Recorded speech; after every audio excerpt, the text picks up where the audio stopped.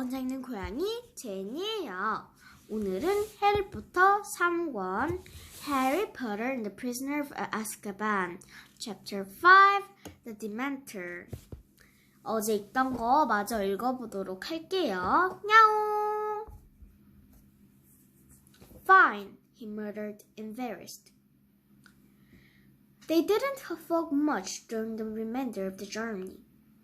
At long last, the train stopped at Hogsmeade Station, and there was a great stumble again. The owls hooted, cats meowed, and Neville's pet toad croaked loudly from under his hat.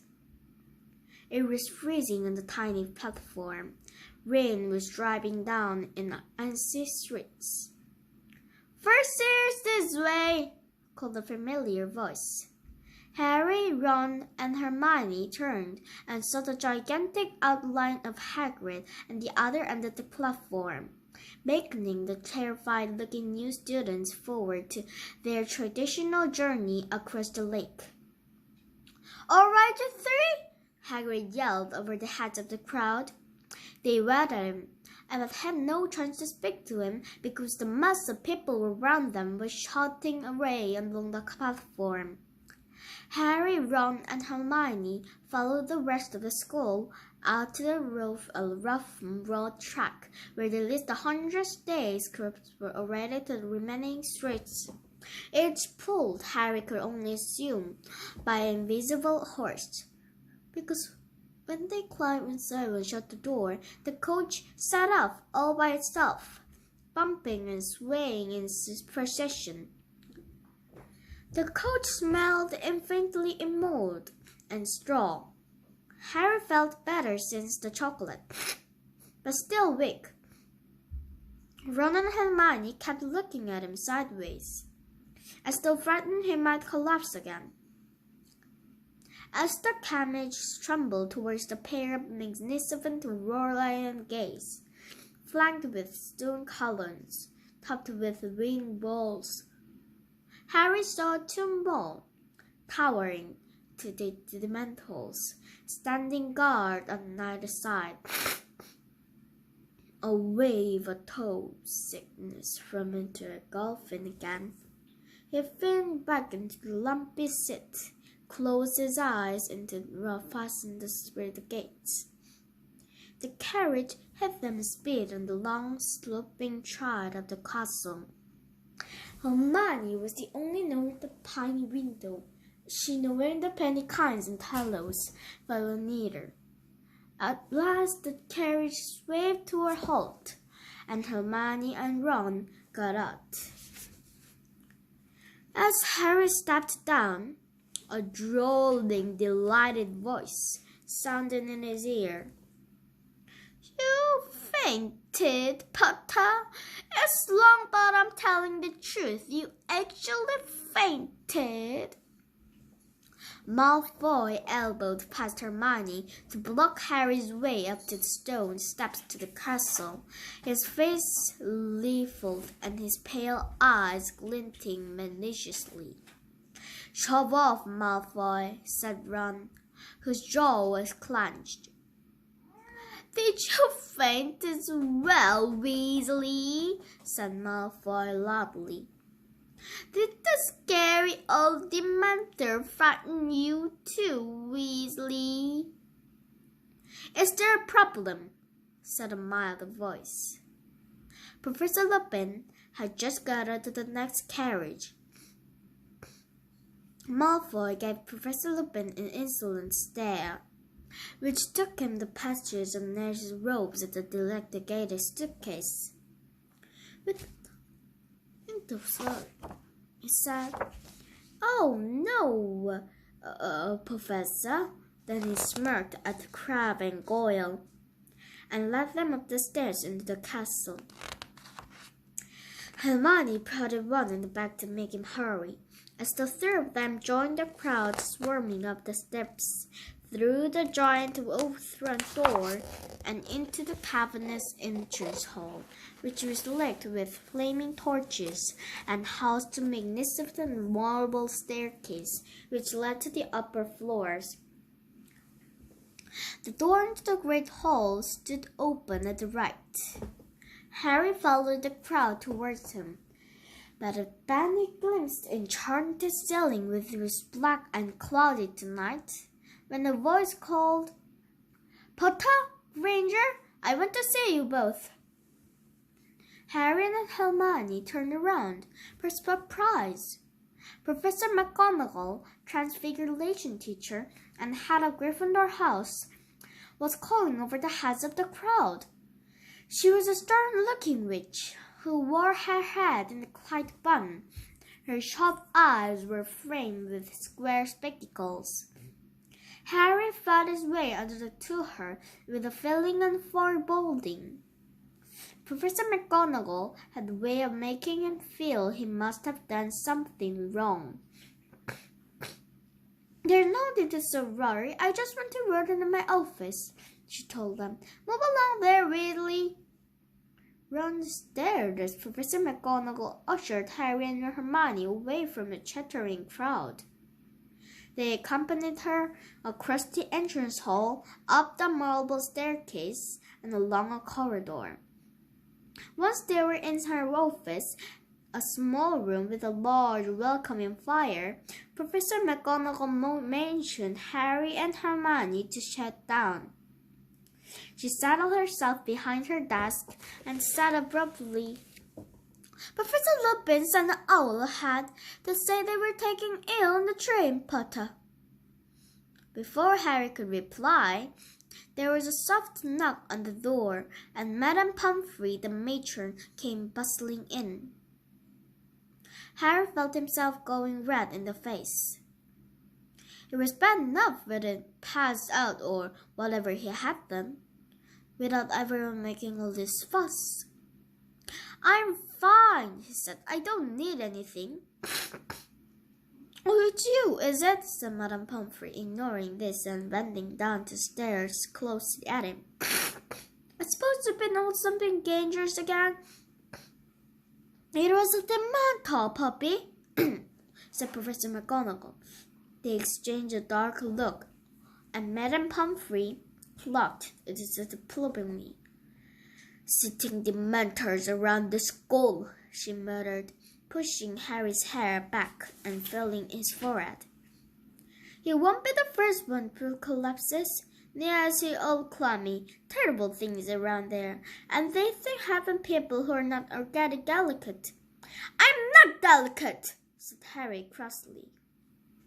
"Of course you're not," said Madame Pomfrey, absent-mindedly now taking his pulse. "What does it need?" said Professor McGonagall crisply. "Bed rest? Shouldn't spend the night in hospital wing." "I'm fine," said Harry, jumping up.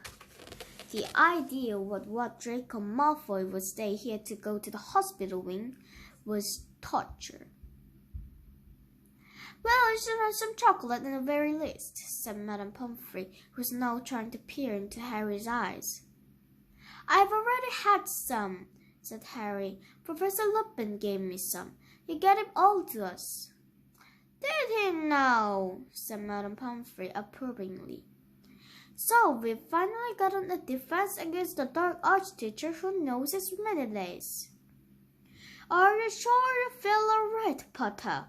said Professor McGonagall sharply.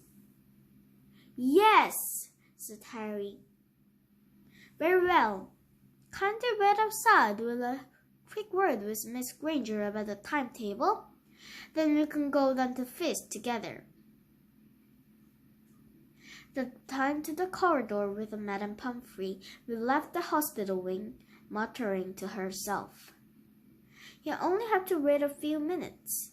Then Hermione emerged, looking very happy about something, followed by Professor McGonagall, and the three of them made their way back down the marble staircase to the great hall. It was a sea of pointed black hats. Each of them long-house tables was lined with students, their faces glimmering by the light of thousands of candles, which were floating over the tables in mid-air. "Professor Flitwick, for the father with the shock of red hair was clearing an ancient hat and a three-legged stool out of the hole. "Oh," said Hermione softly, "we've missed the sorting." The new students at Hogwarts were sorted into houses and trying on the sorting hat, which shouted out the house they were best suited to: Gryffindor, Ravenclaw, Hufflepuff, or Slytherin. Professor McGonagall strode off towards her empty seat to the star table, and Harry and Hermione sat off in the other direction as quietly to the possible to Gryffindor table. People looked around at them as they passed the back of the hall, and a few of them pointed at Harry. Had the story of him collapsing from the Dementor traveled back fast?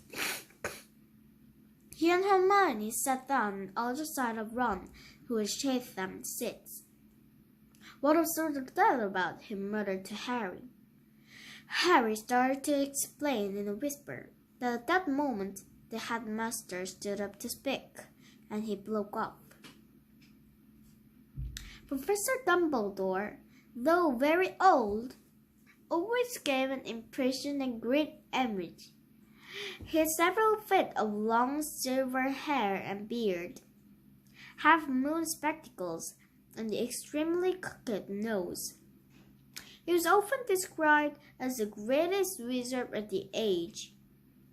But that wasn't why Harry respected him. You couldn't help trusting Albus Dumbledore. He could, as Harry watched him beaming around at the students. He felt really calm for the first time since the Dementor had fled to the train compartment. "Welcome," said Dumbledore, the candlelight shimmering of his beard. "Welcome to another year at Hogwarts. I have a few things to say of you all, and there's one that is very serious. I think it's best to get it out of the way before you become befuddled by our excellent feast."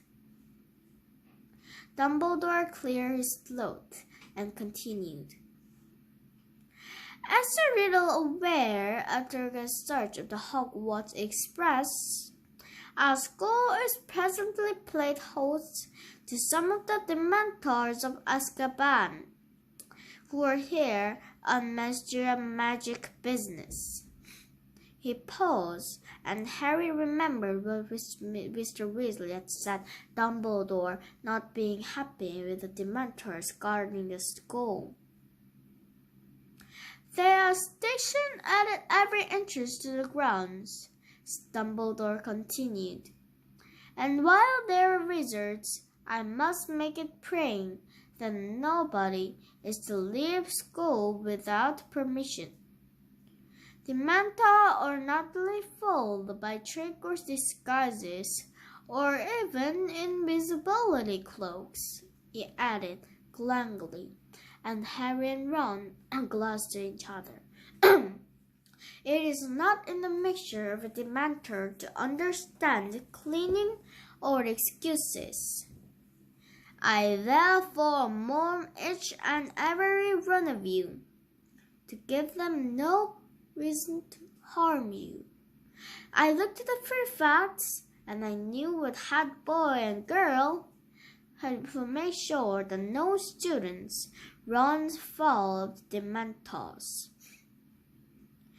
Percy, who was sitting a few seats along with Harry, puffed out his chest again and stared around impressively. Dumbledore paused again. He looked very seriously around the hall, but nobody moved or made a sound.